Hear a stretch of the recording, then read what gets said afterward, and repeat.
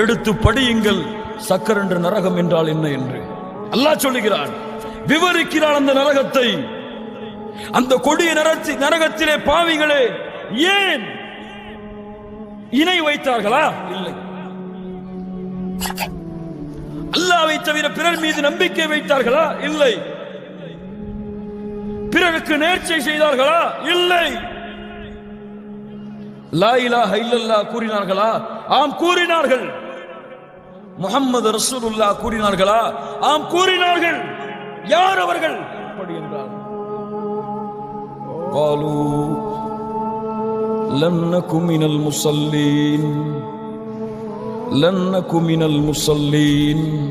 يا رب ஏன் இந்த சக்கர என்ற நரகம் தெரியுமா? முதல் பதில், நாங்கள் இந்த பூமியில் தொழுகையாளிகளாக இல்லை.